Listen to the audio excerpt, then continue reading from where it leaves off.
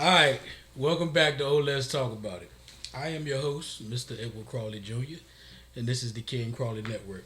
Look, before we continue with the show episode, I keep telling my sister-in-law stop looking at me, so y'all don't pay no mind. The episode, y'all take a moment to hit that subscribe button so that y'all can join into the conversation. That's right. You know, every piece of content might not be for you, but some of it will be. So you got to subscribe to know what's for you. You know, sometimes you go to the buffet. You don't eat everything on the buffet, but you pay the price for the whole thing.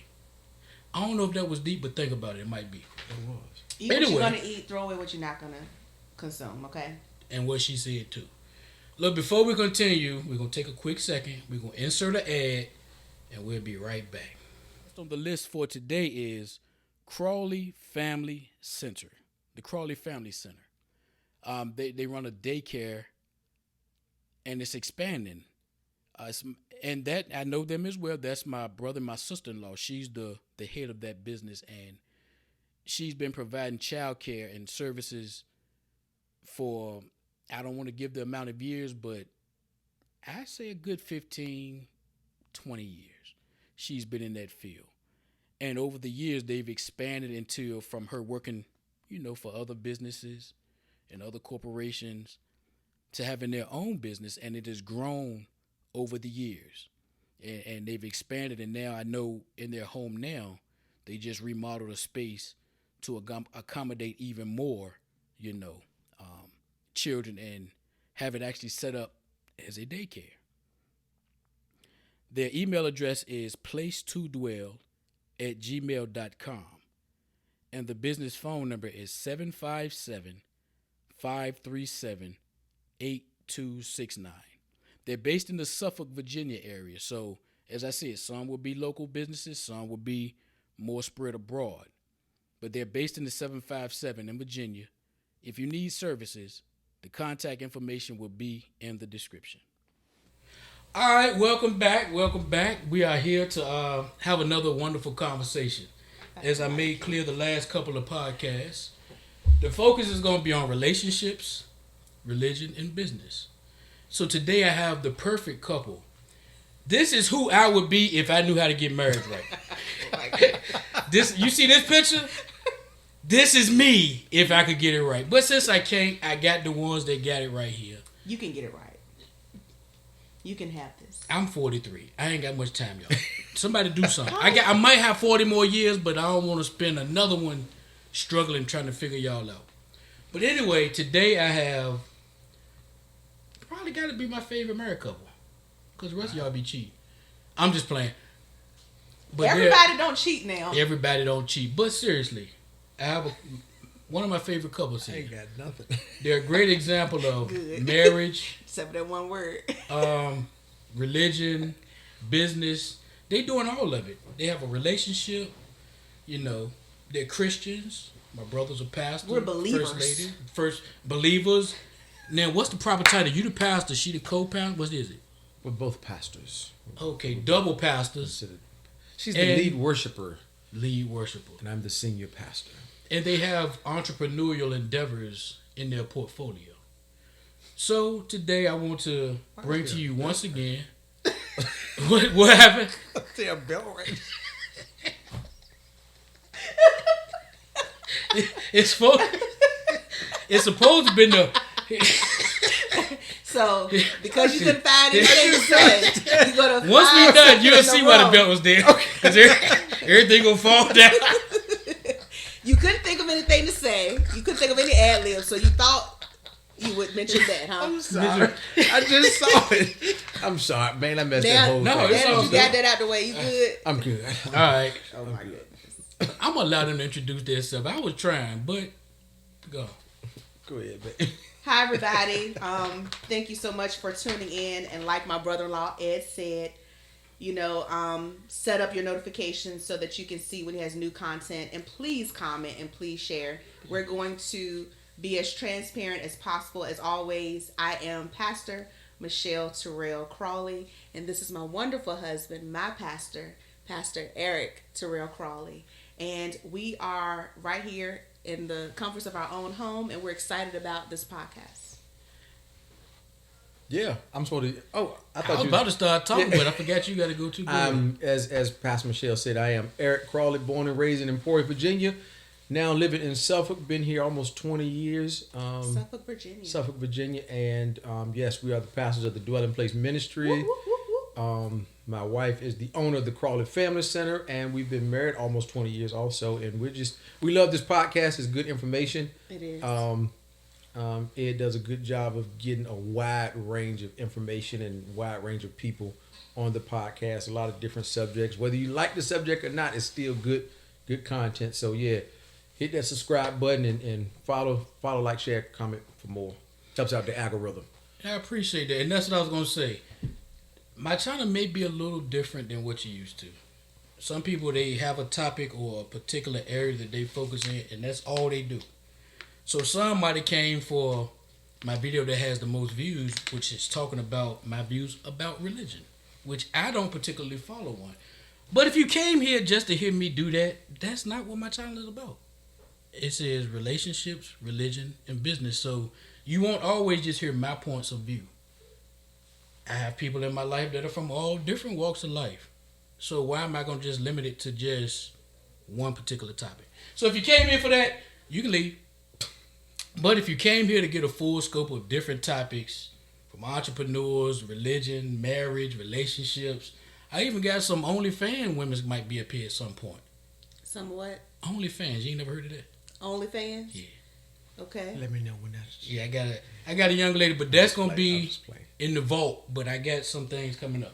But anyway, no, keep watching. We want everybody to keep watching. Those that are spectators, serious too. Those that are hating, those that are unsure, those that are just interested, just checking it out, just to see, what's going on. Thank you so much. Like and share.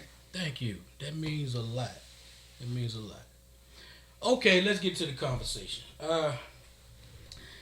Every time you all have come here, there's been like a new development, some more progress in your journey. Okay, as we speak now, we're in a totally new place, new facility. You all recently moved. Yes. Okay. Because we want to have real conversations, because like I said, seriously, when I think about the couples that have good marriages or potentially have good marriages, you all are like probably the first one I think of. And this is for those that may be going into the process, looking to get married and go into that process, have done it before and need to do it again. You all recently bought another house, moved from where you at to another house. First of all, what got you to the point to say, okay, it's time to move from here? And then from there, what were the requirements that you needed as far as like credit scores? Who did you talk to? Because I want to give people real tools to use when they go out. I have a hunger headache. Yeah, I know it's gonna be rough. I'm gonna take y'all into the war, but we're gonna come out clean. Mm-hmm.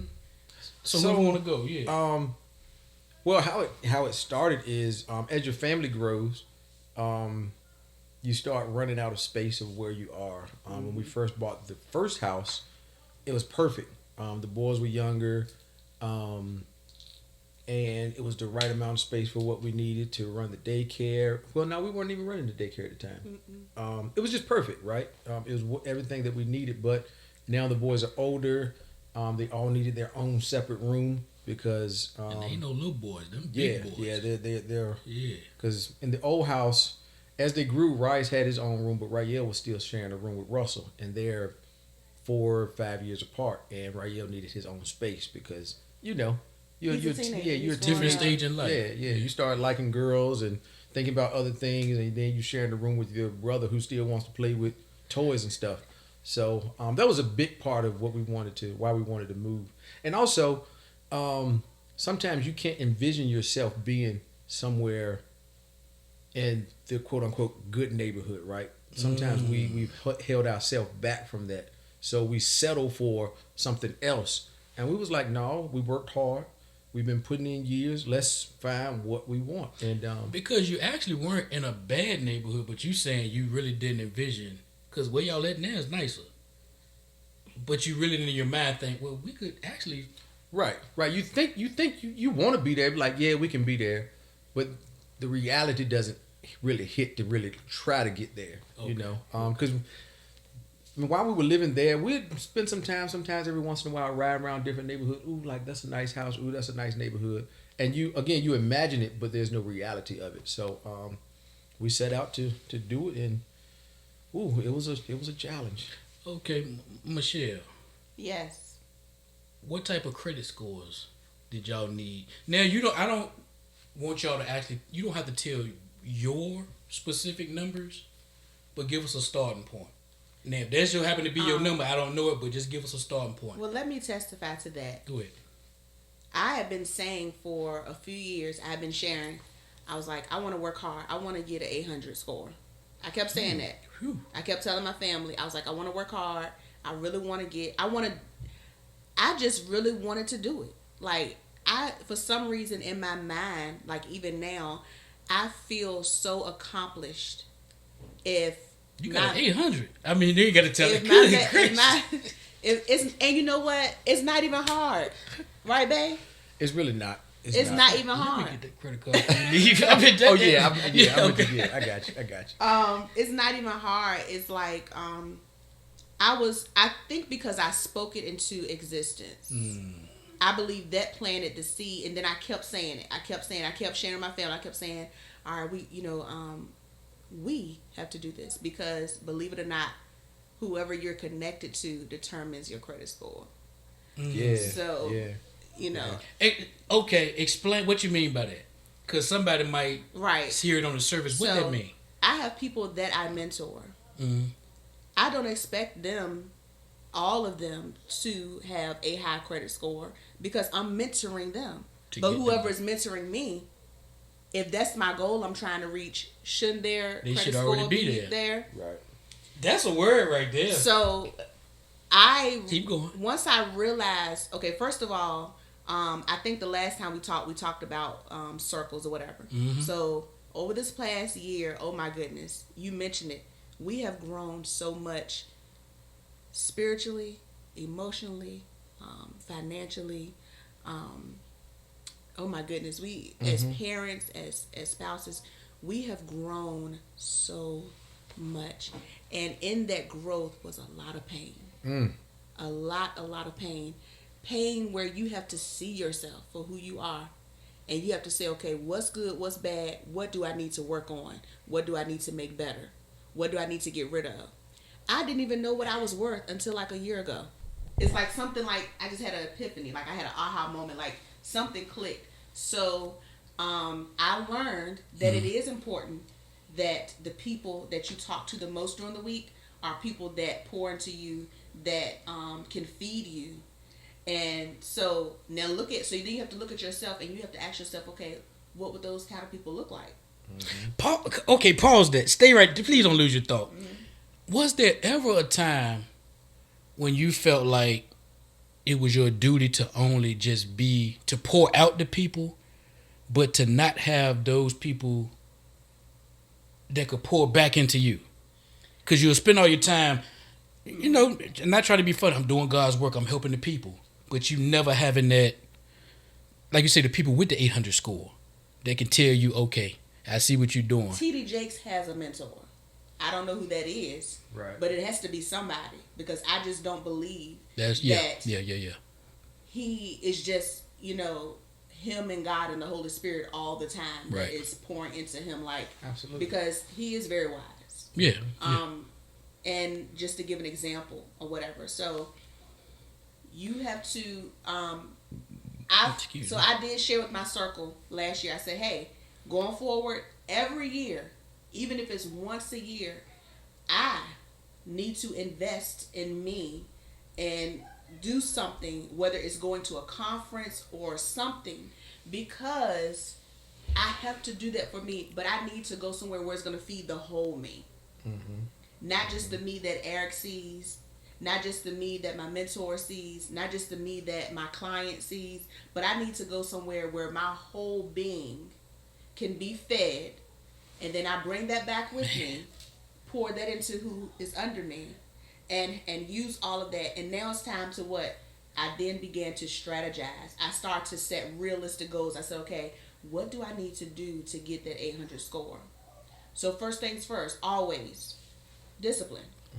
That's what every goal you try to make. But what does that look like? Because it's easy. Pain. A person saying, okay, I know I need to go to the gym. I got to have discipline.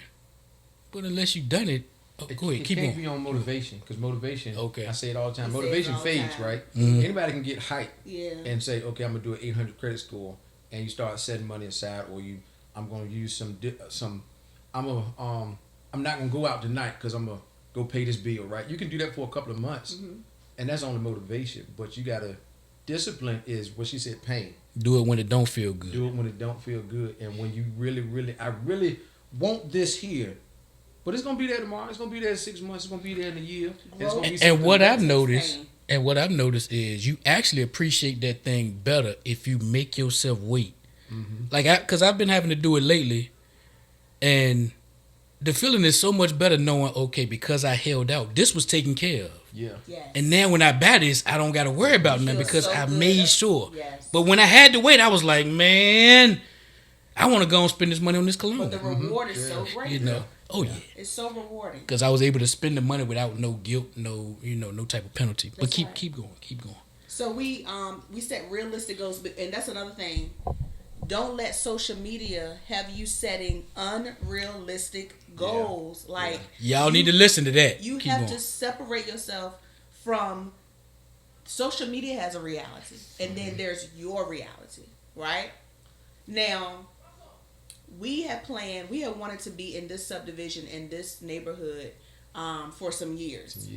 And since when Eric first brought me to this neighborhood, we just riding or whatever, I was like, this is where I want to be. This is where I want to raise our kids the rest of the time. And I was like, this is it right here or whatever. I don't think I ever took my mind off of that goal. I don't think I ever took my heart off of that goal. So then the pandemic hit. The pandemic was hard for a lot of people, and we lost a lot of people. Y'all However- stayed married during the pandemic. I got my heart crushed during the pandemic, so y'all made it. So keep going. I think we got closer during the pandemic. We did. Man, we went through a lot of changes, which I know we're going to get into. I'm gonna tell my pandemic story on one of the podcasts. Y'all go on. That jump was crazy. During the pandemic, that allowed us to look at all of our finances, bring everything together, and that's when I said, okay, all right, Earl, I call him Earl. What do we need to take? What do we need to remove? First of all, we're paying for too many apps. You just start little. You know what I'm saying? Here and there like that. It takes sacrifice, but it's painful. We gotta get rid of some. So one of our sons, he was like, "Can we what happened to my PlayStation or something?" PlayStation Plus. And I said, "When did you realize that you didn't have it?" We had already gone like probably 2 months without it or more. So I said, "When we move and your money and stuff is looking good for you, if you want to get it, you can pay for it." But we were paying for we were doing 3 payments for a PlayStation, and that stuff adds up, and it's straining your goal. Side question. Yeah, Is it hard when you have to tell your kids stuff like that? definitely. It is. Okay, Yeah. because I know I'm not in the house with mine, but sometimes when mine asks me something, I have to be like, especially with having girls, I can't give them a hard no, so I gotta give them a no, but It gotta be hard with girls. Cause You know I don't what like I'm telling saying? the boys no, but it's only for their good. and I got right? one. I think you think I'm rich, little girl. Good gracious. So why? It's only for their why good. is it hard to? That's that new parenting stuff now. Well, I got mostly daughters, so it's a little. I realize you do have to approach daughters different than sons. You do. And I didn't realize that at first, but my no got to sound a little different when I'm telling one of my daughters than if I'm telling man. Y'all new parents. That's why y'all kids so sensitive. But I'm gonna tell them no. What you say? The 2022 people, you got to be real light and gentle with them, or whatever like that, because we're raising them to be like that. But I heard a mother say last week. She's already, my kids love me. She's 85, I think now. But she said she was talking about her son, and she was giving tribute to him, one of her sons. And she said this one was different. He was quiet from the other one. He said they always tell me I beat like a man, and her kids, they're grown with their own kids. I'm gonna beat him if They it ain't said- gonna hurt. She said, but you always say I ain't to beat him if it ain't gonna hurt. And She said, "It's no need to beat him if it's not going." She said, "What is the whole?" She said, "What am I beat you for if it's not going to hurt?" She And said- I was like, "Wow." and I've heard several I'm gonna just say parents Not say saying you have to beat, but I was just making a point. discipline, real discipline. I've heard several parents say, things like, but what if they be mad at me, or what if I don't want to tell them no, or what if they don't like me, or our parents, You think your mom and dad ever thought about that, ever cared? I never even heard the conversation whether they like me or not. If you don't tell or whether them I like them. If you don't tell them no in the You home, don't love them. when they go on their job, they're not going to expect their supervisor to tell them no, so they're going to quit as soon as the supervisor tell them no, or they can't get that day off as soon as they start. So they got to learn to understand no now. Like one of our best friends, when I tell him no sometimes, he's like, you ain't got to explain nothing. I understand no. I know you talking about. I understand though. And kids have to understand that. I mean, kids gonna be kids, so yeah, they're gonna be upset for a little while, but really, they're gonna forget about it. They're gonna move on. So it's gonna hurt you telling them no more than it's gonna hurt them. I believe that majority of the no's that we give our kids, they do understand why. I do believe that there's only a handful of no's. A lot of times they know it should be no, right. But sometimes we weak don't say it, but they know. A handful of, I'm gonna say no. They just hoping you say it's only a handful of topics or titles or situations where your child is like in their room and like, I don't understand why they say no. It's only a handful. I really. But most of the time they know. They know. When you say no, they knew a no was they possible. Know. Yeah. They know you're keeping them from mischievous, actions. They know you're keeping them safe.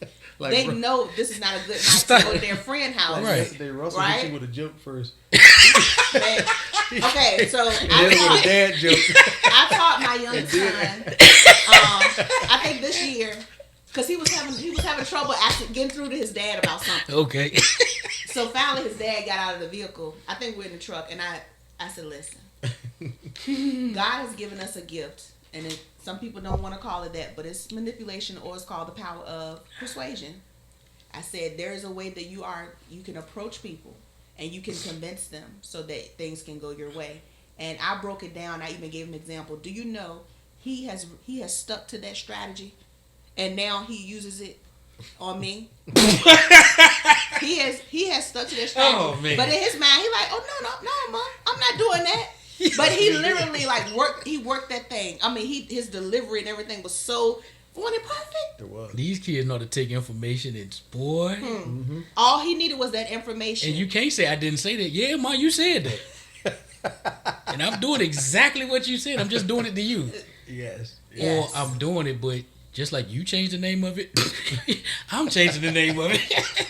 And that's how smart they are. For real. Wow. It's like they so weak in certain areas, but then their minds, I'm like, they're weak. Even just talking to my daughter Naya and and the stuff I'm like, I wish I was processing things like that at her age. Yeah. Definitely. Yeah. And then coming up, certain conversations you don't have with older folks. We were so sheltered. That's why I try to. Are definitely open to much more. She tell me some stuff. I just be like, baby, just because I don't understand, don't mean it wrong, but I don't understand. We were talking about that in the barbershop the other day, as far as having conversations with your kids, because some of us as the older generation, we were saying it's good to be scared of your parents, right? Of have fear. And then there was a younger barber in there. He was like, but y'all traumatized. And I was like, I agree with you saying to a certain extent, where we were so used to getting whoopings for things, it made us sheltered, and we didn't want to launch out and be greater than what we are. So because there wasn't a balance. So yeah, we talk about more now, having more conversations with your kids. Because I'll be honest, when I first became a parent, I was like, yeah, I'm gonna whoop them. But then I was like, I don't really like doing that. It has to be a better way. Once I realized I got girls, and then I whooped, it was Naya. And actually, my ex brought it to my attention. She was like, you hit too hard. I was like, yeah, you're right. Yeah, I was like, why? Yeah, I shouldn't be hitting. And part of that comes from our trauma of getting whooped, and that trauma comes from their trauma of getting whooped, and that trauma comes from, you know what I mean? So it trickles down. So we think that there needs to be a level of respect, but not necessarily fear. Yeah, my sons understand if they disrespect me, it ain't gonna go the way they want it to go. But they shouldn't be so scared that they can't come to me and talk or move around me. Right. And a lot of us, our generation, that's what we dealt with, was we were scared of our parents. So again, we didn't launch out and become greater because of not everybody, because that's not my experience. Yeah, that's not. I'm not saying you. Yeah, I know. Saying. So, but I want to tell the listeners that's not everybody's case. That's not everybody's story. So just because you hear us saying these things, don't grab onto what we're saying if that's not you. Right. Don't make that your reality if that's not your reality. Yeah, don't start saying you traumatized and you ain't never get no whooping. Right. Like for me, I did not get as many whoopings as Pastor Eric. Man. But I got a couple, and I'm not double whooping. But let me tell you, I knew when it was time for a whooping. I knew when I should have gotten a whooping and didn't get one. But I still have a level of respect and fear for my parents, but I'm not traumatized. But I do believe that there is a way to parent where there's a healthy balance of proper conscious parenting and fear, not being timid and oh my God, I'm so scared. No. And I look at the character of my parents. I try to remove the whooping part. I still would respect you become it. A parent, ultimately, looking at the people that they were as people, I would have still respected that. Some of y'all just ain't respectable people. So whether you whooping the child or not, they're going to grow up and not have respect because they didn't see it from you. That's good. They didn't see you carry yourself in a respectable manner, whether you were dealing with women, men, on the job, partying, whatever you were doing. Yeah. It's a way to do things and still uphold yourself in a respectable manner so that, like, it's certain things that I do in my personal life that my kids still never see. I got 2 grown ones, so they've seen a little more, but still, I'm 43. It's certain minglings and certain things they're just not qualified to see me do. That's how I look at it. I've earned the right not to have to do it. Some of y'all, I think you want to have kids and they get older so you can party with them, and that's cool. But the crowd I hang with don't really have 20-some-year-olds in it. Go ahead. Mm-hmm. Not partying like that. But okay, I'm talking about go ahead. And when you're parenting, you have to talk to your kids. And this generation is not a like we grew up in a do as I say and not as I do. But that's not the case anymore. Like kids, literally, you can tell them that the stove is hot. They will go and touch it, get burned. You have to treat it, and guess what they'll do? They'll go back and touch it again with the same hand. We're in the generation of these kids want to know why, right? And so even knowledge. On the job, like the 21, 22-year-olds that we hire, our generation looks at it as a sign of disrespect. If you tell them to go do something, they're like, why? But it's not disrespectful to them. They just want to understand. They're going to do what you tell them to do. They just want to understand, why am I going to stand over there? What's the purpose of it? And if you give them the purpose, then, oh, okay, I got you. That makes sense. And to us, again, that's disrespectful because we didn't come up like that. But they're in the information age, and that's what they want. What I want, and I'm going to give it a segue, but what I want every grown person to do is when that thought, when a situation comes up, whether it's your own child or you're addressing other people's kids or you're responsible for children, and the thought that comes to your head is, well, my mama did it like this. I want you to challenge it every time it comes up to know if that thought is still valid, or did mama do this because mama just didn't know? Or did daddy say this because daddy just didn't know a different way? So he made this law. Yeah. But now that I have more information, I can't just tell these kids, or I can't just lead people this way just because, well, that's how my daddy did it. Yes. Well, daddy didn't know. Well, just a small example, right? Go ahead. And I probably said this on one of the podcasts. I used to think you couldn't sing at the table, right? Because that's what we were taught. You don't sing at the table. And Michelle asked me one day, she's like, why? I think you told me it was disrespectful. They say it's bad manners. And I was like, disrespectful to who? You know what I mean? They say it's bad manners, but I didn't thought when I got older, who decided it was bad manners? What school of thought said it? Was it? Like, I don't know where it came from. Right. I just know that that's what we were taught. Yeah.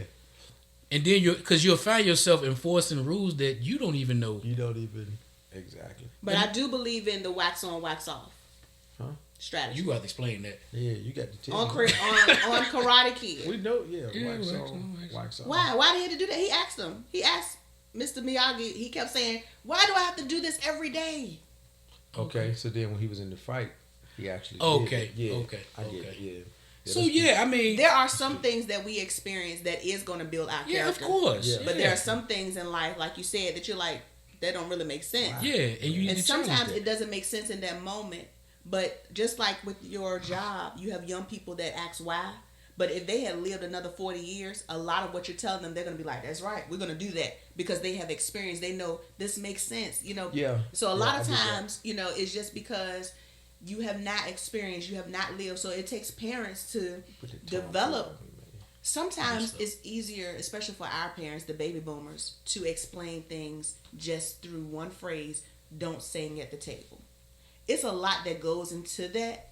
So you have to say, okay, why was that a rule? What was the purpose? What was the cause? How has it helped me? But now, as I'm a parent, it hasn't. And now, as I'm a parent, not necessarily that tool that was used, but now looking at as a parent, now that you're being a parent, a lot of times I'd be like, my mama did the best they could, because let me tell you, kids now, no singing at the table. It's like, you know, it's like kids now are different. And my mom even told me, she was like, it's a different breed. My mama never raised her voice except to call us from the back of the house. Literally never told us to shut up. She never raised her voice. She never went off. Y'all want bad. She never went off on us. None of that. And it's like, now I'm like, Mom, why do I have to do this with them? Like, I feel like I'm going to hurt them. I'm going to knock them out. I'm going to knock them out to Thanksgiving. You know, it's just, she says a different breed, but a lot of times back then, they didn't have time to explain a lot of stuff. And they had hard lives. But now we have time to sit down with our kids to say, this is why this is why that. But you still have to have a healthy balance. And I want to put a button on it, because we're gonna get a segue. Because I don't think we ever answered the first one. No, she did. If she didn't, it's still been good conversation. Okay. Live a life that, I feel like I'm racing against time sometimes, but I explain. But live a life that LeBron James and Cardi B and different ones don't have to be their only role models. That's right. Live a life so that that your words that come out, they can look at your life and say, okay, I believe what my daddy say, what my mama say, because their life reflects that. Mm-hmm. A lot of us giving out advice that we don't even want to follow. We're trying to. This new generation don't care nothing about because I said so. No. They don't care nothing about that. No. You got to bring more, and I can't say I got all the answers to what fixes that, but you got to do more than just do it because I said so. You got to tell them. You're making yourself look crazy. Yeah. They're not going to respect you at all if that's all you can bring to the table. Because if that's all you got, they're going to Google it and they're going to come up with their own version. I would just say it on the podcast I think that come out tomorrow, I was just saying that. Or I might have said the last one. Either way, the kids got access to the information now too. So the whole mama said or grandma did it this way, they can Google and realize grandma didn't know any better. I started to say something else crazy. Yeah. But talking about kids, because we're gonna progress to the conversation. Along with moving. Hold on, nope. We didn't finish that conversation. 800 credit score. Then where do you start looking as far as who do you start talking to? Okay, I got whatever my credit score is, I want to buy a house. I want to move from this house. Mm-hmm. But you got to know who to call, who to look for, who to go to. You got to find a trusted realtor. Okay. And also connect with a good lender. Yeah, I couldn't think of a lender that's going to get you in a program, or they already have a program. Let me tell you something about lenders too, right? Don't settle for the first answer the lender gives you. They work for you, so be persistent, because with our lender, she first told us, y'all are good, y'all are disciplined, so this is what y'all qualify for. If we would have settled for what she originally told us, we wouldn't be in this house. We wouldn't even be close to this house. But we kept asking, we was like, well, why can't we qualify for this? Why can't we qualify for that? Oh yeah, well I see, y'all can qualify for this, blah, blah. Don't settle. Because like you say, she worked, the realtor works for you. Yeah, not the lender. Because the lender, the person that actually approves your loan. The money, okay. Yeah, the money. Don't settle for what they might say you're approved. I'll just say 230,000, right? Why can't I get 300,000? Why can't I get 330,000? Keep pushing until they get to the point where, as long as you can afford it, man. Don't get outside of your means. Is knowing the market important too? Because say the houses in the area is 400, but they only offering you 200. You might think, well, they're giving us 200, but it's like you still need another 2 because you can't buy not that house around you. Yes. You need to do your own research, your due diligence. You need to ask hard questions. Yes. Because it's just like with any system. Just like insurance companies, you pay insurance, right? You think your insurance company is for you. They trying to get paid. The other insurance company trying to get paid. They trying to pay everybody but you. But Right. You got to look at the whole system. So it's the same thing with the market. And during the pandemic, the market was unusual, crazy. Yeah. It was the seller's market. It was crazy. You know? And so because it was the seller's market, people are sitting on $50,000, $40,000. And this is how much people were offering up for as cash. Good in the bid, gracious. in the bidding, in the so bidding the bid process. plus the cash, plus the cash. That's how we got outbid one time. And another thing, when you're good gracious, when you're selling or buying, you make the rules. Like if you're buying a house and you want something done to the house, don't be scared to ask. Like, hey, I need y'all to fix this because they might do it. Yeah, they might do it. Make sure your realtor knows the market in that season. Yeah. Make sure your realtor knows the market in that season, because just because the market was one way 10 years ago does not mean that is how the market year. Oh, or I was last going year. to say That's 6 how the months ago. market- Yeah, 6 right. months ago. Yeah. Make sure your realtor knows when the market switches up or changes. And I'm sorry. You're fine. How should I say this? Ask all the hard So questions. everybody can be included. There's certain groups of people that don't mind making demands when it comes to negotiating, but we are used to settling. Just you tell me it's gonna be this way. Okay, no. You want me to buy that house? Fix this. Have a backbone. Yes, you have. This to. is your money. This is your livelihood. Take the emotion out of it. Yeah, I'll say that. Really and the reason I'm saying that, based on the other coaches that do it, they put a deal out there. They don't really care. Like they put a deal out there. If you're gonna take a loss, they or whatever, already know that we gonna say what we want. Right. Yep. They have the higher hand. Right. Because the day we closed on that selling our house, the people that already done their walkthrough and everything, they're gonna call us and make 2 more demands. We finally had to say no. Don't call us about this. No, we're not doing anything else. We've already done. I guess they're asking till you say no. Yeah. I want to say something. Go ahead. You need to make sure that you have the right people in your circle. And sometimes you got to add people from your circle and remove people from your circle. But whatever you're going through in your life, you need somebody that you can pull information from, that they've experienced, different experiences. It doesn't have to be the same thing, but you need to hear different outlets. You need to hear different testimonies, different experiences, because you could, while we're on the market, this is what I witnessed. You can have a young couple, okay? We're a young couple. We have already purchased a house before. We're selling our home to buy another home. Credit score 800. We have credit up under us. We have credit following us, okay? They have money. They've never bought a house before, and they have 2 kids, but they can get a loan higher than the loan that you're giving us. Make it make sense. So I'm going to go ahead and tell you now, remove your feelings out of it. Yeah. But you better have a backbone, and make sure that you pray and that you have people that are for you. Why can't everybody get it? Why does somebody have to get the shorter end of the stick? And if it's anybody, why is it us? No. You're getting paid because of us. Yeah. And before we move on, go because we're going to continue, but you've mentioned it a few times. How important is that circle? Because I'm really big on, I don't want a lot of foolish people, a lot of negative people, negative conversation connected to me. Right. Go ahead. I'm going to talk scripture real quick. Go ahead. So scripture says iron sharpens iron, so a man sharpens the countenance of his friends. Countenance is translated as face, right? So if you go back to the very beginning of the Bible, in verse 2, it says God moved upon the face of the earth, the countenance of the earth. And then he spoke and said, let there be light. What is that saying? So if I'm having a conversation with you, if I'm being around you and iron sharpens iron, then I should change your face.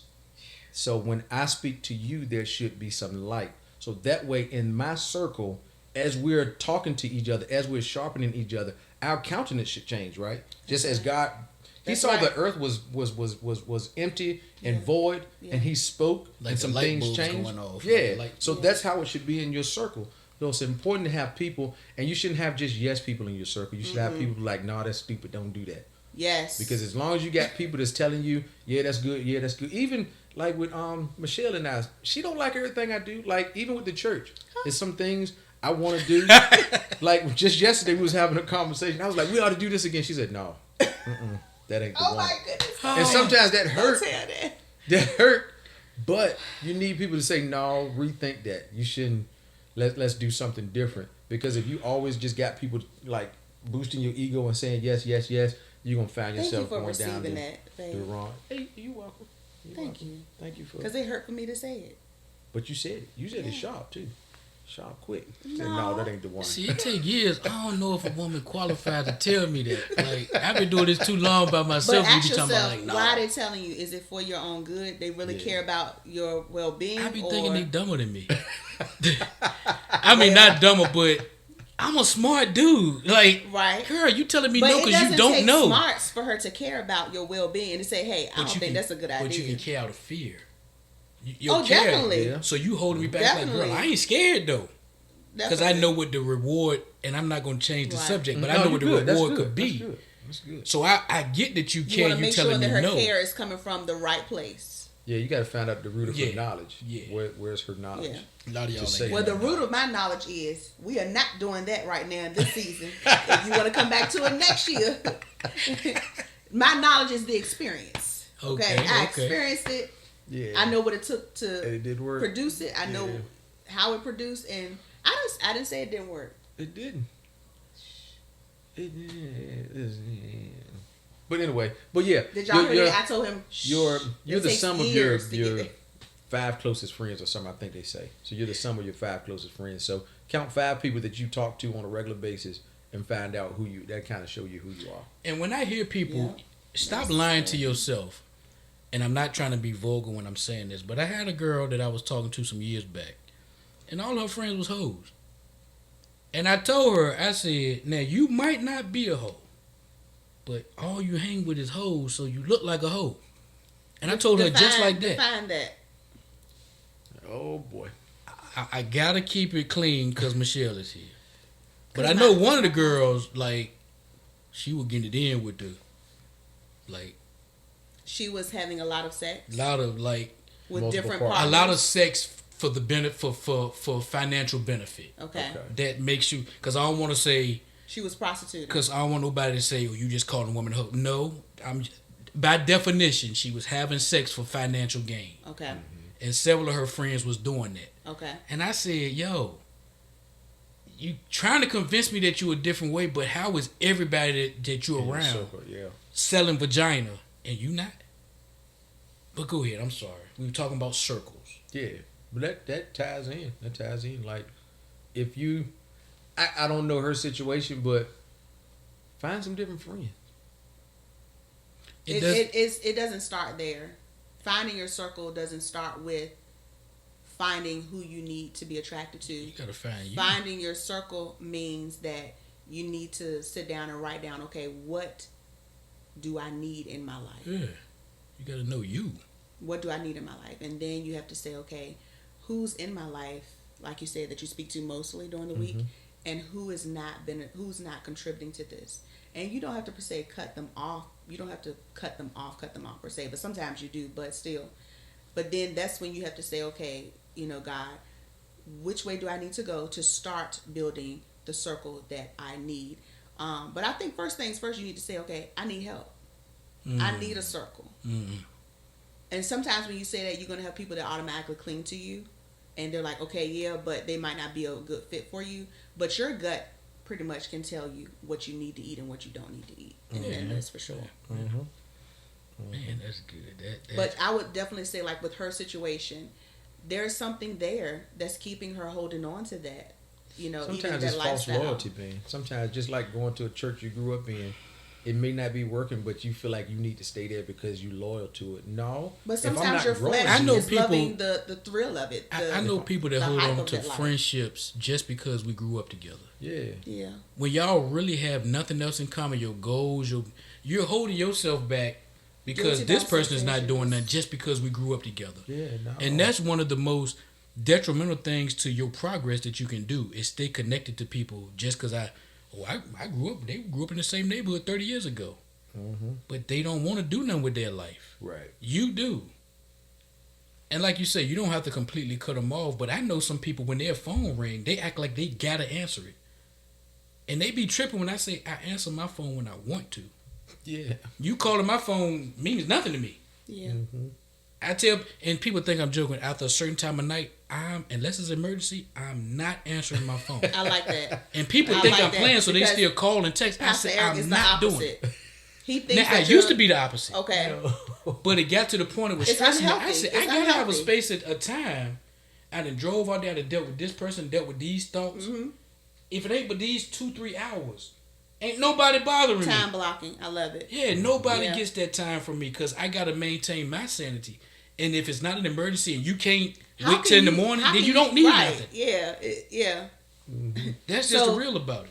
You know, and I think fear holds us to things like that. Now, in my brother's defense, he's a pastor. I'm not. And I just leave it like that. I'm not a pastor. Before he was even called to this level of pastoring, he has always had that mindset, and he wanted me to pick up that habit. And I used to be. So the killing only me. reason I'm like that is, and I'll tell you why I developed that habit when Mama was sick. I never liked the phone to ring and not answer it because I never knew when it was an emergency. Now, I'm not going to put unnecessary stress on myself, but if my phone ring, I answer it because... If it ain't you, Tasha, one of my 4 kids, Daddy, maybe I'm burned. Usually after a certain time, if my phone ring at a certain time, I'm usually nervous if it's late. Other than that, if it ain't one of y'all calling, it ain't no emergency. Yeah. Because I'm probably in Indiana somewhere. Ain't nothing Eric can do for you. That's very healthy balance. But be like, word, boundaries. word. If you can't do anything for them, just knowing it's not good and you're so far away. I had to be like that because people are takers. People Yeah. would take all of your energy. Yeah, that's true. And then when you need to go back to get some, they don't have nothing for you. Yeah. And I'm like, I'm tired of these people always been coming to get, yeah, you should be a psychologist. You should be this. But nigga, when I need somebody, ain't nobody nowhere to be found. So Yeah. after a certain point, you can't. That's Don't a healthy call. boundary. Yeah, that's a healthy boundary. I'm not going to answer you if you call. You can text. I don't care how freaky the text will. I'm going to say that because Michelle here. All right, let's continue. Thank you so much. Okay, we out the circles. Okay. Okay. I want to just make sure we tie up this move. Mm-hmm. We're going to go on a segue. Okay, now that you've moved, because y'all did find the house, you got the lender, you got everything, and even if it wasn't perfect, it's still y'all in a nice spot. The process? Yeah, even if the process and tears. everything. Man. I do want to ask y'all something. How did y'all stay together through that? Because I know Talking probably, through. I ain't never done it, but I can imagine the different elements, the different things you got to make decisions on. How did y'all not? Because look, people are losing it out here. It was some tears, some disagreements, some not liking the way she thinks. She don't like the way I think. We should have did this. We should have did that. But again, I think we said this on the I'm just practicing this. How you sit with your boo. the end of the my conversation. goodness. Whatever decision we make, we got to do it together. Come on here. So many don't get that. Keep going, man. And it's some tough conversations, man.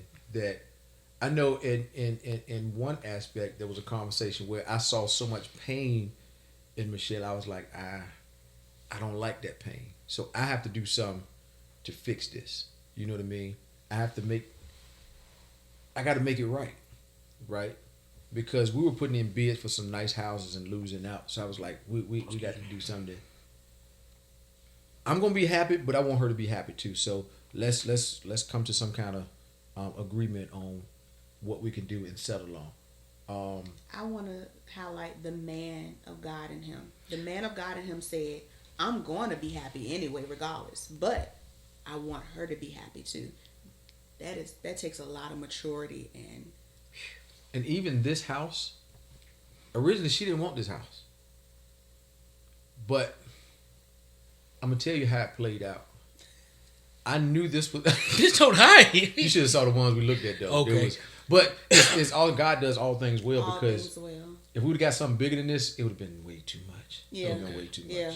But the way this one played out is we'd put in so many different bids, different places, and kept losing out. So Can't y'all see I his rode face? out here one day. I sat in front of the house, and I said, the owner coming out of the house. Because we had a showing. We were supposed to look at this house like 6 o'clock at night. I said, the owner coming out the house. But the market was, it got to the point where you couldn't wait until the time Yeah. schedule because People people were jumping already on it. selling their houses before they put it on the market. Basically, so it got like that. If the house is Yeah, private, 5:57, the house Yeah. would be gone by 6:30. That's how quick they were leaving. Gracious. So I said the owner coming out of this house. So he just happened to be walking out. He had to go to a doctor's appointment, and I got out. I was like, "Hey man, how you doing?" I was just talking about looking at the house. He said, "Yeah, we got 2 people coming by to look at it today. One in a few minutes, and then one at 6." I was like, "Yeah, I'm the one that coming at 6." He said, "Well, I got to get ready to go. You can't go inside right now, but you can walk around." And this might sound crazy to some people, but Joshua and Jericho. that's exactly what I did. I walked around the house 7 That's what times. he did. He walked around And 7 then I times. sealed it in Jesus' name. Yeah. And then I saw the neighbors across the street. I did a couple of name drops. I said, "Hey, such and such live down there. If you can tell these people, listen, we really, really want the house, please." And they talked to him. He talked to these people, and they accepted our offer. Out of all Well, the if it's other to him, I houses, think you talking about one of y'all could have talked to him. It's to him that's still right yeah, there. Well, yeah. Well, y'all couldn't talk to him. Well, no, what I was saying was, He talked to them for them to say, yeah, for him to talk to these people that own this house and say, "Hey, I know them. They're good people." But that didn't click to us to like the last minute. It's like when he had got to the point. He said, "Okay, God, all right, my wife is upset. She's sad. What's going on?" And then that's when he started to like something in got him. creative. Yeah, The Holy yeah. Spirit I'm just trying to jumped up figure out in why him. y'all couldn't talk to them. So what it was I had already told him like kept telling him like, "Hey, I want to move in a house in this neighborhood or whatever." It was a couple we put a bid in. He didn't know. Okay. So I just happened to when I was out here talking to the owner. It just happened. I walked across the street because the neighbors across the street, they was out there, and so I went and talked to them. I was like, "Hey, I got you. blah, I blah, got you. talk to and It just flowed and, like that. Yeah, it just This didn't just happen happened till like the that. end. Yeah, After we had been through everything that you could So that was the possibly. last step, and after that, everything Right. kind of progressed into Yeah. y'all getting into the. yeah. Okay. It was. We had rough. time to step back, I think, Yeah, and look at the picture, right? And Yeah. start to make smart decisions. Because the process was taking a toll of our emotions. it was. It was We all were, day. we were getting on the, tired. on the app, looking at houses. Let's Zillow. look at this one. Yeah. No, Zillow And then we Zillow got like some- Credit Karma. Zillow is not accurate. It's something called Home Snap that actually has real live, and I think you got to be invited to that by a realtor. No matter. Um, Write it down for future reference. it has real time. It can show you when the house is under contract, when the house is And under there are other contingency. softwares that they use and like Zillow and stuff, Yeah. those are not really that Yeah. accurate, but they're accurate but not that accurate. Because Zillow can show the house still for sale and it's actually under contract, so it's no longer on the market. Yeah, I've seen that. Okay. So I've seen that. it was every day, all day. Every day. Oh, this house, and we word our realtor, but the realtor works for you. So hey, call them. Hey, You gotta do this it. house for sale. Yeah. We want to show them. And we looked at so many different houses, and it got to the point where it was draining. It was draining on the relationship. It was draining like to the point where all we were talking about was the next house. We got to go to this house. We got to go to this house. We got to go to that house. But again, the end result is we're gonna stay together. So That's it. let's find something we both like and let's move ahead. We doing 'Cause this we in together. it, yeah. We doing this Because together. by this time, we had already accepted the contract for our other house, so we got to You move. got to move. Yeah. It was a long process. Because we man. were selling our house. That's right. Yeah. We were in that process of selling that house and finding a new one. So then time wasn't on our side, and we had to be moved out by a certain time. So we're like, where we gonna live at? The kids got to go to school. We had a week of no house. Oh, we have a week where we're gonna live at for that week. So we had to go through all of that. And looking back, everything was for our good. God was processing us, and He was maturing us. He was developing us, I feel like, and definitely made us much closer. Yeah. But definitely for sure, we had the same goal in mind. Like at the end of the day, we have the same goal, and that is to stay together. Like I don't we're think it doing was this together. even. I got happy when we bought this house, but it wasn't like the joy of the first house. Buying this house was more like God saying, what's your heart posture while you're waiting? Are you going to give up on each other while you're waiting? While you're not agreeing? Are you going to still treat each other right while you're not agreeing? While you're not seeing things eye to eye? While you're totally being stressed out? How are you going to posture yourself? Are you just going to totally give up and start treating each other wrong when things are not going perfect? Because it's just a house, you know what I mean? This The humbled relationship me. is what has to This last. humbled me. Yeah, the relationship has to last. So I think it was more about that than the actual house. Yeah. I think we had to go through that. And he let me see too certain homes. There was like one particular home that I really, really wanted, but he showed me that was not a good fit for us because our family would be too separated. Yeah. And we're still raising our That kids. must have been a pretty big house. Man, that jack was. We're still raising our kids. But y'all could have qualified for it. Ooh, that's a sore subject. Okay, I'm done. No. For him, we missed out. probably. We missed out on the bid. What I'm saying, because but we disagreed in the pricing, and there was some miscommunication. But what I'm saying, y'all Could had we the have point. had You the coulda- house? Yeah. Yes. Yeah, we could have got it. Yeah, we could have got it. Yes. That's dope. Yeah. Yes, we missed the opportunity because we did not act as we should. Yeah. But it's okay because I definitely. Who will clean that house? That's. I guess y'all ain't It no was Who so is many going to different clean? rooms and Who rooms. is going to clean that house? Then my babies See, on the that's when other you side of the you hire a house. cleaning service. And I live in the house. I'm the only female. Well, yeah, you right. And let me And tell you dudes is something. dudes. I grew up in a house Dudes is- where yeah, it was dudes is majority of dudes. females. It is completely It's different. different. Yeah. It's like somebody, locker room. right? It's like Unless you locker have room. somebody come in every day. Eating balls. Are y'all cutting up?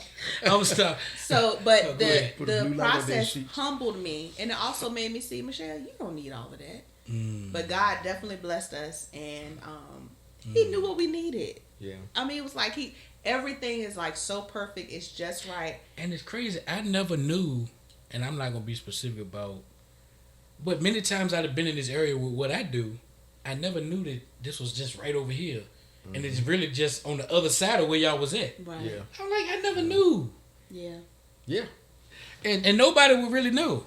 And I've said this so many times. God don't care about houses and He cars don't and care none of about that none of stuff. that stuff. I know we pray for that, right? But He don't care nothing about. God is so much At the end of the more day, than none that. of that stuff Again, it's matters. all about this. Where you stand here, Yes. because he all this belongs to us anyway. We build this. That's right. Or He give you houses that you didn't build. That's He give you right. wells that you didn't dig. But none of those things matter. And this process definitely showed us. Even now today, God is still dealing with me. Yeah. All the things we Because y'all chase. could have got the house but lost the marriage. There you go.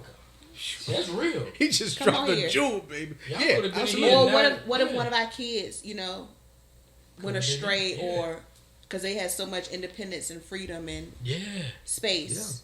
that's a good point. And with conscious parenting, you can't have too much space. Yeah. in between. That's a good. That's good. Yeah. It wasn't even about so much the process of buying a house. It was about how are y'all going to handle this How process? we're gonna handle it? Yeah. That's Who right. are you going to become during this process? And what's Exactly. more important to you We became better. as you're making decisions in Yeah. this process? What's more important to you, really? That's Yeah. good. And what's more important to me is family. That's good.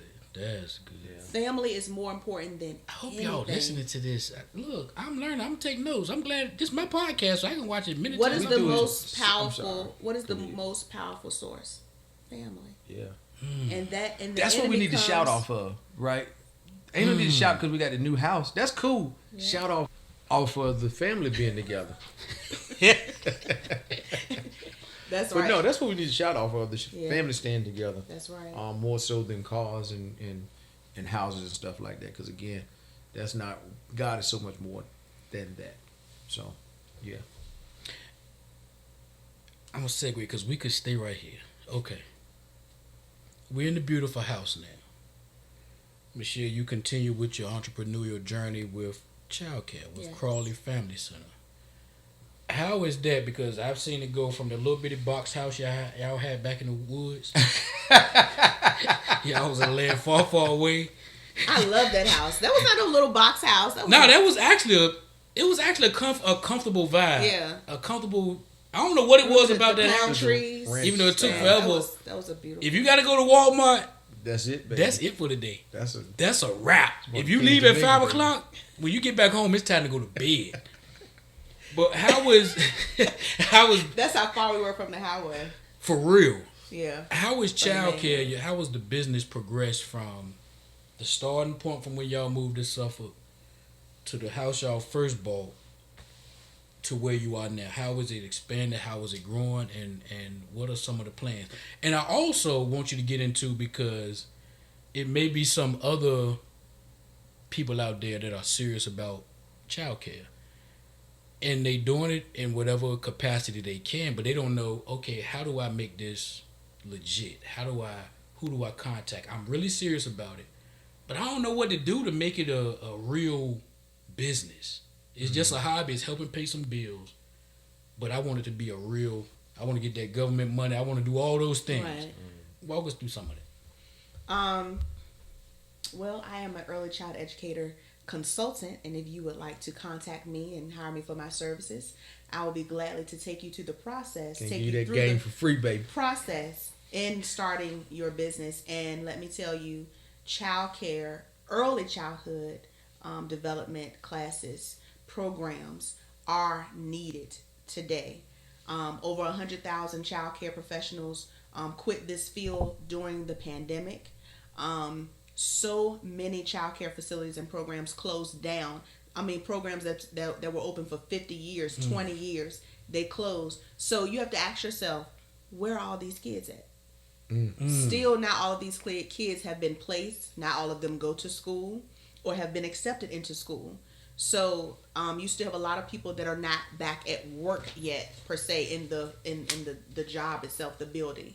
But they're ready to get back to work because now they're already saying that the pandemic is over and things are getting back into how they were. But yet, not as though they were. I believe that the job now is more demanding on people that work, even more so than it was before the pandemic, because a lot of people have become entrepreneurs. A lot of people are doing what they love, and a lot of people are working from home. So people need childcare, those that are out there in the field that are working. So with me, my experience, I've been doing this for about 20 years, 20 to 21 years now, and I've worked in probably every capacity. I worked in the school. I've worked in private school setting. I've been a preschool teacher.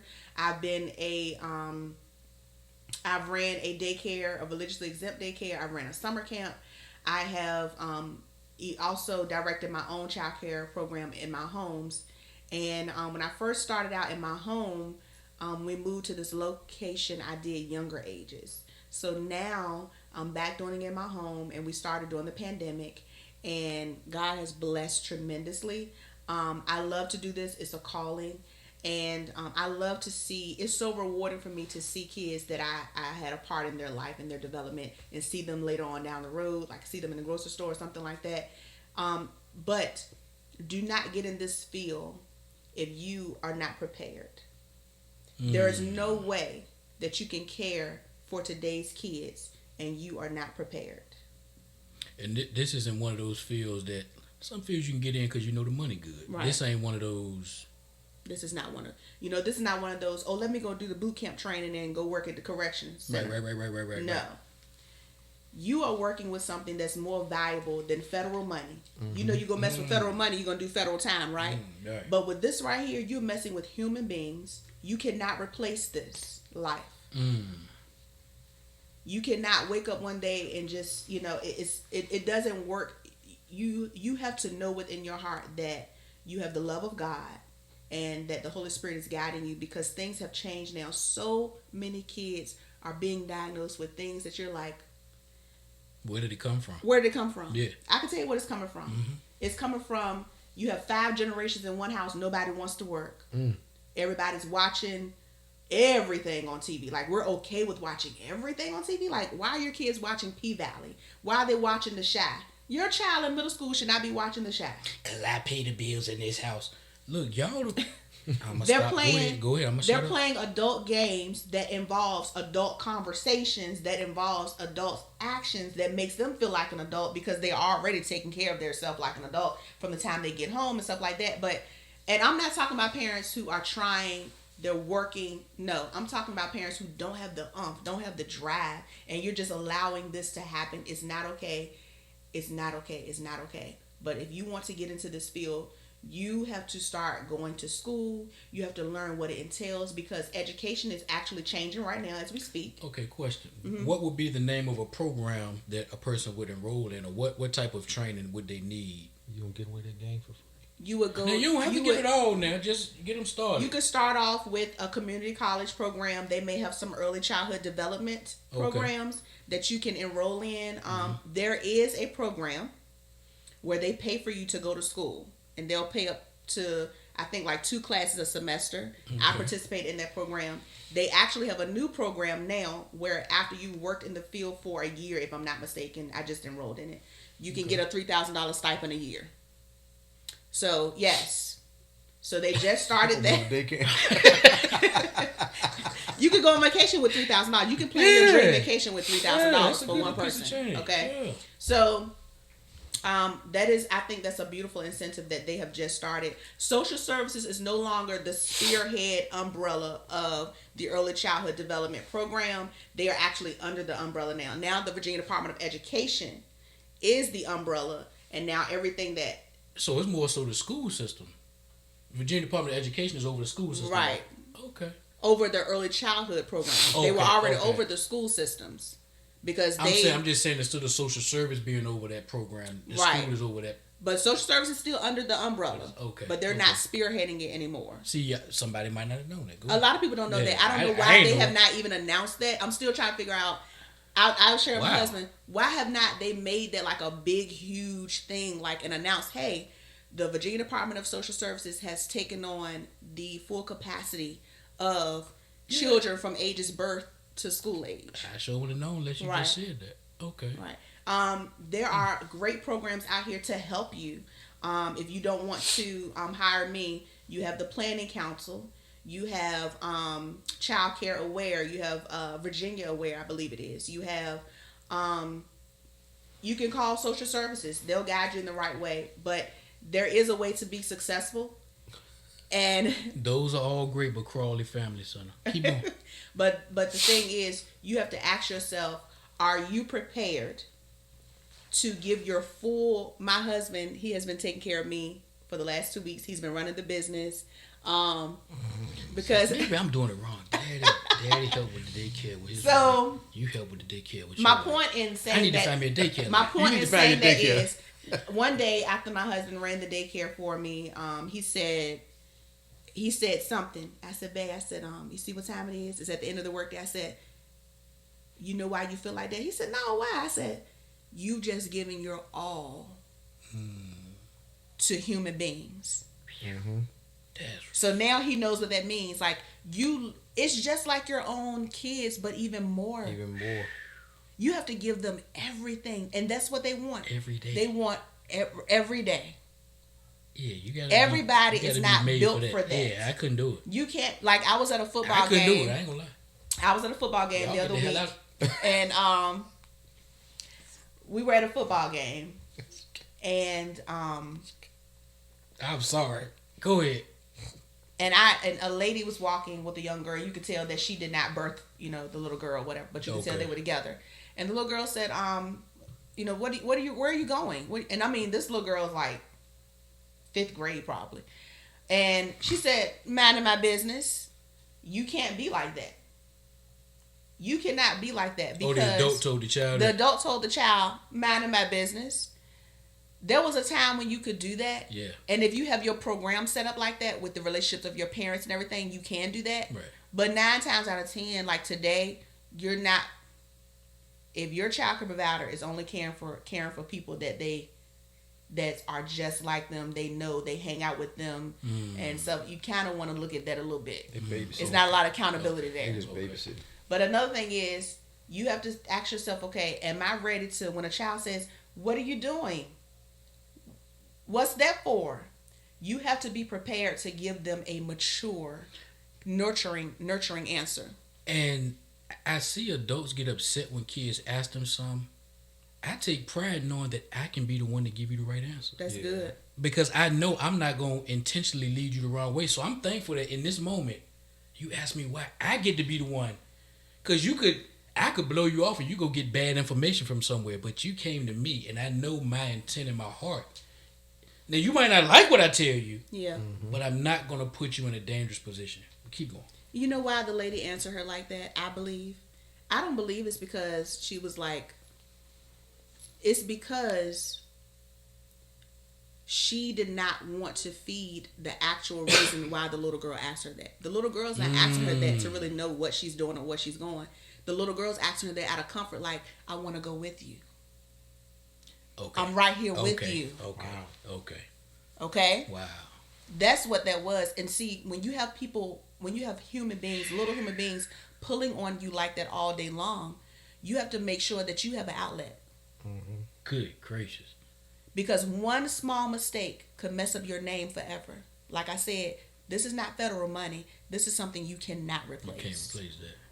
You can't take little things for granted. You can't say, oh, that's okay if that's like that. You know, I don't have to fix that up. That's okay. I know that's going to be. No. You have to make it so you know that nothing is going to happen. You cannot take your eyes off of them. Because I want to make sure that if people are going to call me and I'm putting my information out there, I have to first put this out there so that they know. Like, you're going to have a say-so in how this child responds in life. Right. And they're going to remember. They're spending 10, 12 hours with you a day. And they later on, 20, 30 years, they're going to remember Miss Michelle. Mm-hmm. Yes. You know, if it was good or bad. Sometimes they remember, depending on how old they are when they left you. True. Sometimes they don't. I see some kids at the open house. And they were like, I know you. One Louise like, I know you. And, you know, he couldn't really remember. He came back. He said, Miss Crawley. You know, I was like, yep, you got it, baby. That's me. You know, because sometimes, like, if you don't see somebody every day or whatever, you don't, you know. But yeah, but I would say you can definitely reach out to social services to get started. And I do love it because I love to make sure that I know that that child can get everything they get from me. Because every child, they don't have that. And by the time really my babies go home a lot of times, it's time to eat dinner, it's time to take a bath and go to bed. I've been there everything all day. So you done their parents a favor. You can pick them up and get them ready for bed. You know? Mm-hmm. And you all have expanded, you know, the daycare facility. Yes. You know, from, you know, was in your living room. We renovated we converted our garage into the daycare room. And that was, I love that experience. I'm ready to flip houses now. It didn't take y'all long either. Why aren't we flipping houses? That's my goal. Okay. Yeah. We can do it. Yeah. My daddy showed me how to do one side, and I did the other two sides by myself. Okay. It's a lot of work. It's a lot of work, man. We can do it. Why aren't we flipping houses like, y'all, that's where the money is. Real estate is it. Real estate is it. The next 10, 15 years, real estate is going to have, it would have boomed so much. Yeah. And I said that, whatever, I said in 10, 15 years, we need to make sure that we have our hand in real estate because that's where it's at. Because that's the only, they not making no more land. You need to own the piece of, they making cars, shoes, all this stuff. That's they good, not making all the any land more has been land. Accounted for. Everything has been zoned. And the beautiful part is, I get to travel all across. It's so much out here, y'all. Yeah. Get you somewhere. Yeah. Somewhere. I mean, of course, valuable. Go to Idaho. To do something with. I be riding for miles and miles and miles of just land. Wow. I'm learning that people live, thousands of miles away from their properties. Yeah. And they have somebody running it for them. Yeah, property managers. Property manager. I'm like, it just, thousands One podcast I watch, David Shan, Social Proof, he has plenty of real estate. He said, I've never seen it. See? Good God. He said, the lady Turker, he said, she do the deal, like, whatever. She tell me, I trust her, she tell me what it is. Yeah. He said, I've never seen it. Yeah. I might not ever see it, but I get the money for it. Yeah. Because the people he put in place, if it's something wrong, they come reach on, out with people, them. go get your land, and when you get your land, you need to have on call. Did you just do a state vote? I did. Come on, my people. On your speed dial, you need to have a plumber, electrician, a contractor, a carpenter. You need to have those people in place, or you might have somebody that know that person. That way, you can call them anytime it's when you need them. Important too. If you don't know how to already do it, you be the general contractor, because they will get over on you. Oh yeah. You be the one to check in, so build the relationship. They can't do it one piece of towel. We need 400 more for this, or we need. Yeah. No, you don't. We learned a lot. Yeah, no. I hired a guy to do some stuff at the house we were selling, but once we got here and did some work, I could have done that myself. Because he overcharged about $100 that I could have just done myself. And YouTube, you go to YouTube, you can figure out how to do anything. That's right. Build your whole house from YouTube. Yeah. Now, I don't like doing a lot of stuff. Some stuff I'd rather just pay somebody, but go to YouTube and figure it out. Yeah. It ain't that hard. hard. I like to do it, and I like to learn how to do it, and I think it's so important for us to teach our kids that. I love painting. I think I really should do that as a side job because I love it. Y'all can have paint. And I don't mind like setting up the paint tape. That's when I'm tired. Perfect. After you set up the paint tape, I'm tired. Once you set up the tape, you're fine. You put all your tarp down. For real, man. I'm tired, man. Don't we just compliment each other, Ed? Y'all like doing that. Perfect, yeah. Y'all like doing nothing else, man. I'm just sitting here Eric watching. is the I'm gonna pay somebody to do it person. Yeah. I'm the Sometimes I'm gonna do it by myself person. I mean, because you do save a lot of money when you do it yourself. You do hold on, but time is more valuable to me than money. What would you do if you did not have the money? Sometimes that's you what do, I like to ask him. Sometimes you can save a lot of money, but sometimes doing it yourself, you spend just as much trial and error, because you would do it and mess it up. Like, oh, we should have done this, we should have done that. Then you got to go back and recorrect. Time he is does more that valuable. because he don't like to follow instructions. Time is more valuable rules. to me than money. I can always get some more money. Yeah. I can't get. So if during the day I know, okay, I want to just hypothetically, I want to take my wife and kids to such and such. Come on, speak. But this porch need to be fixed. Now I can say, well, wife and kids, I can't go. I got to spend the next 5 hours fixing this porch. Yeah. Or I could pay somebody to fix the porch and take my family out. Right. Mm-hmm. So in some cases, to me, the time is more valuable. I spend the money. Yeah. Definitely. Go fix it. Or spend I'm 2 taking my hours family out. Tuesday, Wednesday, Thursday each day and do it and be done by I'm not Thursday. doing that. Like even cutting grass. Wash I your love hands. cutting. I love cutting grass. I'm sorry. Okay. No, you good. That mama kicked in. No, you good if you got to. Russell Lee, you didn't hear me? Y'all need to wash your hands. We be done soon. Y'all can make some noise in a little bit. You wash your hands in the sink at all times in the bathroom. What you gonna wash it in the bucket? It'll wash it in the toilet. Cut Wash some it in the lights on so sink. y'all can see each other. So y'all can see. Cut some lights on. Cut some lights on. Cut some lights on. Cut the light on right there. You put your Always hands in in the the toilet bathroom. and flush it to it. Wash hands always in the bathroom. Eli. Make the bubbles. Oh my God. Okay. Russell. Okay. Y'all silly. I don't know. The process of us selling our Oh house yes. and buying this house, everybody needs to experience both experiences. Yeah. It is such a great learning tool and experience, and everybody needs to be putting their hand in real estate if you can. If you can't, put your hand in some type of stock. If you can't, put your hand in some type of partner with trading. If you can't, it's something that you need to do in order to be building up income that you don't have to worry about. And that goes back to the circle. I told a homeboy the other day, I said, look, as long as you keep talking like this about money, I can't do business with you. I told him straight like that. I said, I love you, we cool, but we'll never do business together because you talk like you're afraid, like money done something bad to you. Right. Wow. Now, granted, you may know people that did bad things with the money. That's right. But you always talking as if money is the issue. I say, bro, I want all the money that I can get. Yeah. Because I can help more people that way. Exactly. Money is the answer to all things. You people talk, okay, I want to take this trip. I want to do this for my family. I want to do this. But then when it comes time to put the plan together, It's going to I take don't money. need all that money.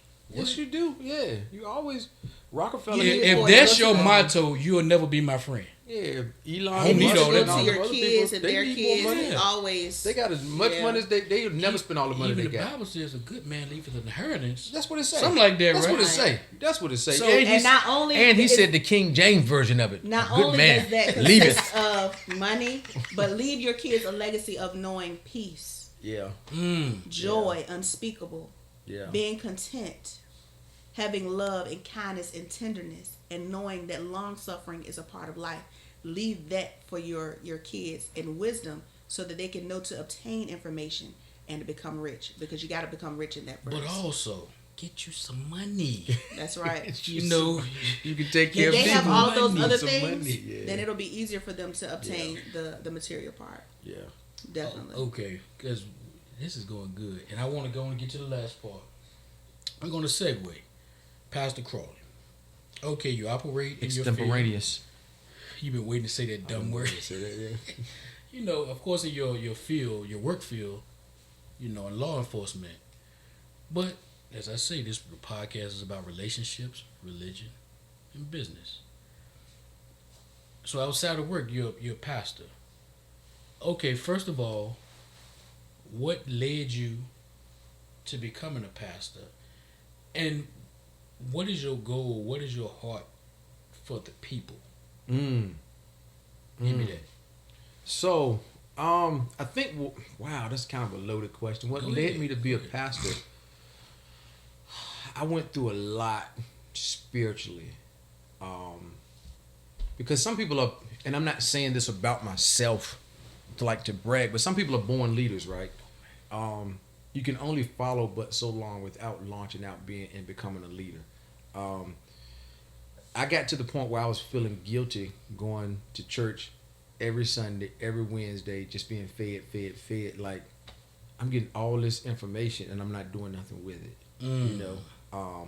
And then you get to, again, when you're a born leader, you get to a point where you feel like it's almost disrespectful to continue to be a follower. You know? I'm cheating myself by continuing to follow, getting all this stuff, and I'm not doing anything with it.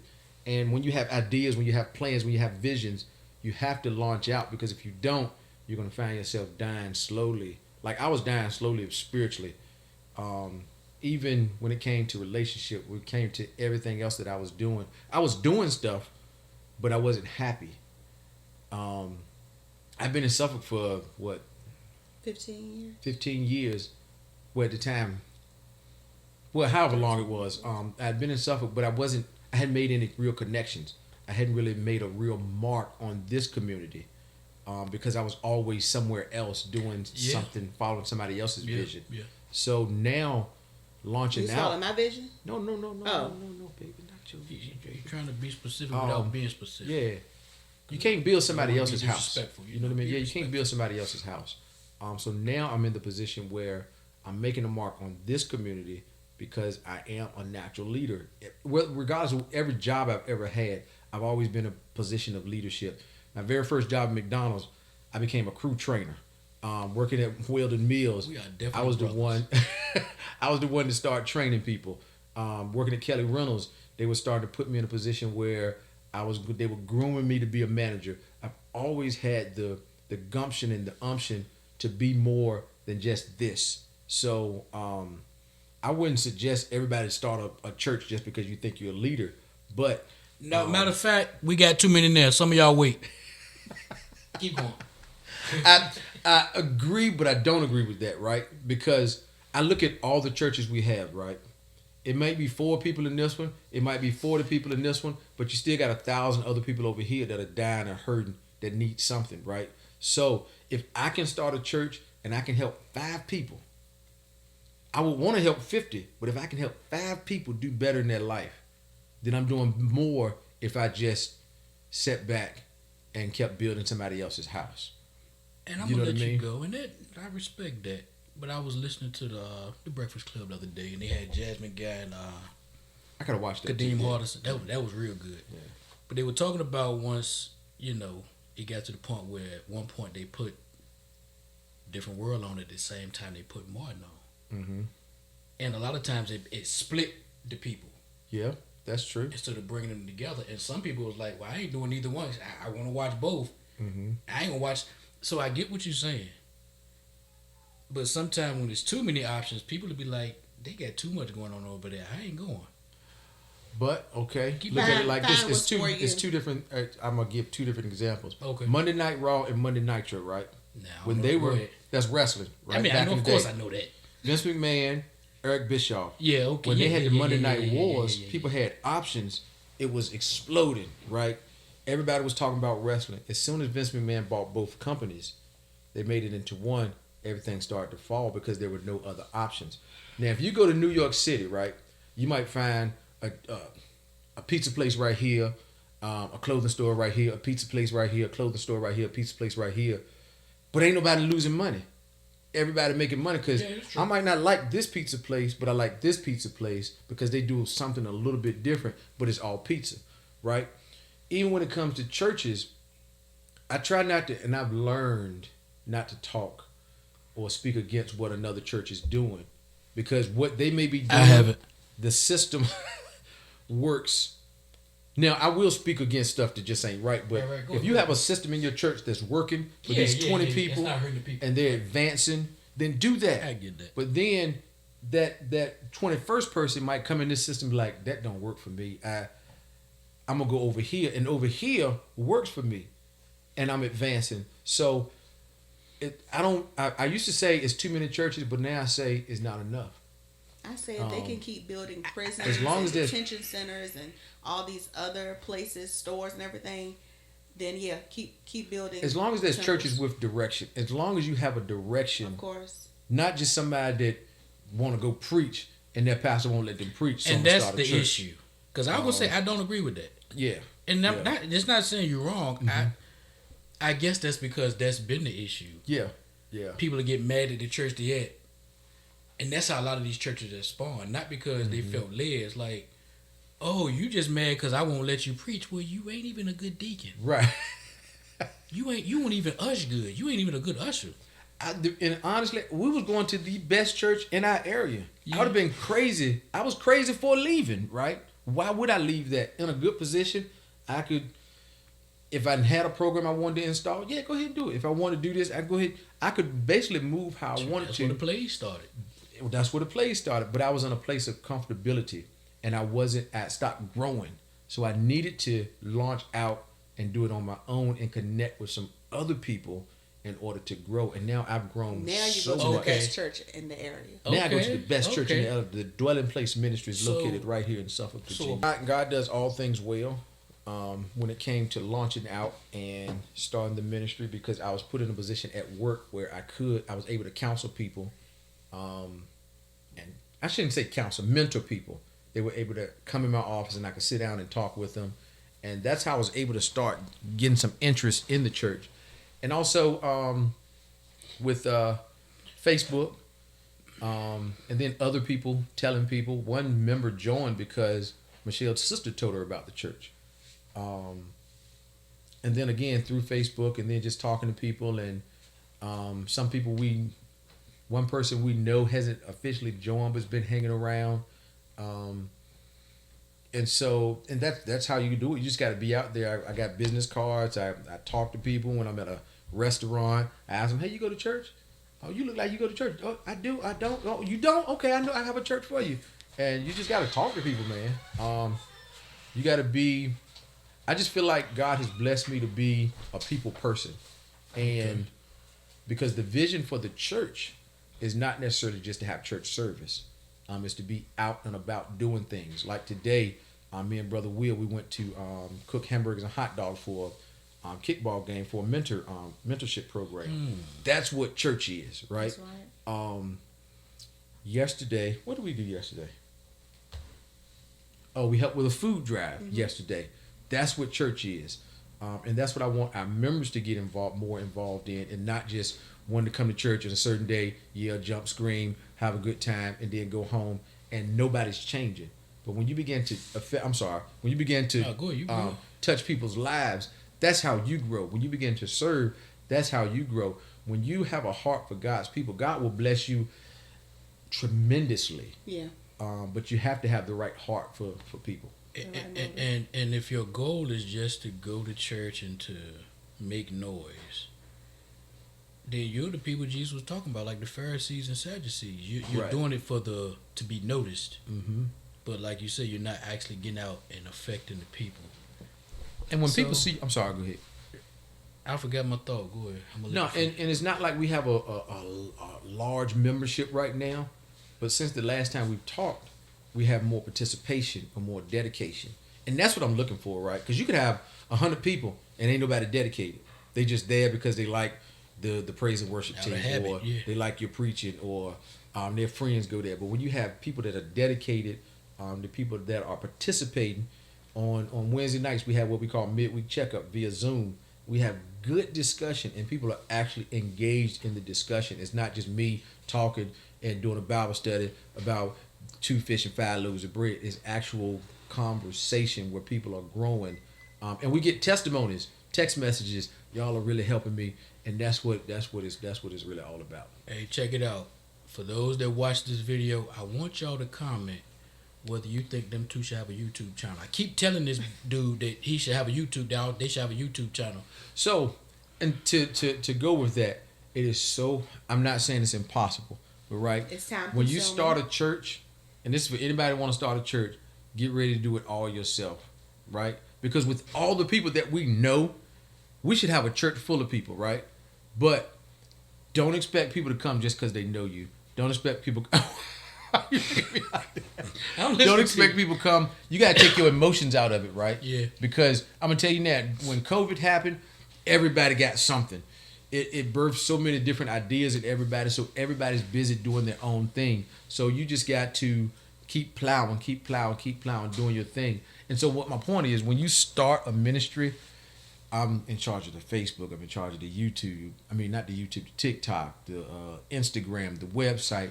I need somebody. Listen, if you're good with that stuff, I need somebody to help me. I need an administrator. I'm in charge of the church books. I'm in charge of all of that. I'm doing all of that. I want to call BS, and I'm not cussing. But church, I already told him I would edit his video, so we're not even accepting that. Back now, You already anything said that you would edit. I already said I like editing. I forgot. You said So he need to repent for his sins. Well, first you got to do it confess. for free. I'm looking for volunteers. Do it from the heart. Yeah, we're just getting started. We just celebrated I 1 like year editing. of ministry, and Pastor Eric has he continues to pour himself into the people of God, into the kingdom, and it's so needed. And I'm excited. I really believe that he's going to make an impact in the community. I really do, and I believe that God's going to get the glory. And rest is good. If you're gonna start a ministry, rest is good. Get all your rest you want, but you ain't gonna be able to rest like When it's time to work. yeah, because you never stop thinking about okay, how can we make this better? How can we help this person? How can we do this? What can we do to let them know our heart, right? Because letting people see your heart is the hardest part for them to trust you and say, okay, this preacher is they real with theirs. That takes time. They And real with also theirs. opening up giving them your heart opens you up to possibly being hurt by them too. Yes. Exactly. Yes. You know, that's And that's the worst. That's deep. Church hurt is the worst hurt, right? Yeah. Ain't no because such thing as you church hurt. supposed to be able Oh, to there's trust. such thing as Well, church you hurt. supposed to be able to trust them. So for you, if you happen I got school not hurt, to be able to, childhood hurt, I got marriage hurt, I got parental hurt, I got sibling hurt, I got The church self hurt, you hurt. never had hoes hurt. Excuse me? You don't know what I've had. I have so much trauma. Everybody has trauma. Everybody has been hurt. Find your tribe. Find That's where real. you belong. Yeah. Don't get it Man, twisted. that's good. That's Don't good. get caught up in the woe is me and into the movement. So I'm going to respectfully disagree with there is a such You are such doing thing as that? yeah, such thing as church hurt, right? But I agree with don't use it as an excuse. Don't That's be right. woe is me. Right. But when you open yourself up spiritually to someone, and then they turn their back on you, or you find out they've been talking about you or something, that can be some of the worst Very hurt. hurt. So I do believe that there is church hurt, but don't just use it to as an excuse or woe is me and all that. That's just like any other hurt. You have to find ways to get over it. Don't And use make any it right. hurt or trauma in any way that's going to get you to miss your destiny. Yeah, Okay. yeah. Hey, well, look, we want to put a button on this one because we could keep going. But before we leave out, in a minute, 30 seconds to a minute, I want each of you to, give the people a closing statement. It could be on relationships, religion, business, or one of the three, all of them. Something that from you all that'll help the people. Yeah. 30 And then we're seconds. gonna get on up out of here.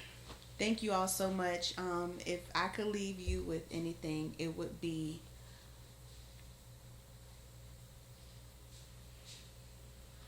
your time. every morning when you get up,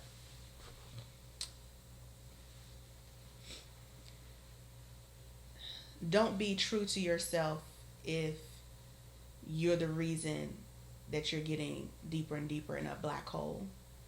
So be true to yourself, but be the best part of yourself that's true to yourself. Not the part that's hurt, not the part that's confused, but the part that is sure of themselves. Lean on that part. And that's what I have. Okay. Yeah, it was good. I liked it. You know, I learned from you. That was dope. If I could leave a word with you, don't get lost in the algorithm of the day. Right? Just like in social media, a post could get lost in the algorithm. Yeah. Because of so many other different posts. Right. Don't have so much going on in your life that you forget to be thankful. That you forget to think about the things that matter. Because all these other distractions can make you forget who you are, make you forget who God is, make you forget to appreciate your children. Like I preached about a couple of weeks ago, it makes you forget the small things. I got the activity of my fingers, and I can breathe, and I can think, and I can get up and move, and I'm in a house, so I can. Those are big if I want to things. get up and go here, I can do this, and I got people that love me. Don't get lost in the algorithm of the day. Just be thankful. Just be thankful. Man, that was good. That was good. Well, I want to thank y'all once again. This has been another. Smell that. He put the tongue. They out here flirting with each other while I'm trying to close the podcast. But that's what married people do. Which one? I smell This like is 3 like different sawdust, don't scents. Do it smell good though? It smell like sawdust. All I need right Michelle up to say here. yeah. Up here. Up there. Smell like sawdust, Please don't say it? yeah. Yeah, it smell like sawdust. That's baby. what I'm talking about. That Tom Ford. We're going to get up out of here. But seriously, I'm thankful to have them back on again. And y'all take your time. Take notes on this one. This has been power packed, full of jewels and nuggets. Thank you for having us. Thank y'all for coming through. May his Thank y'all for coming through. I'm at y'all right. house. Be with Hit that subscribe button. We'll holler at y'all later on. Peace. again. Y'all crazy.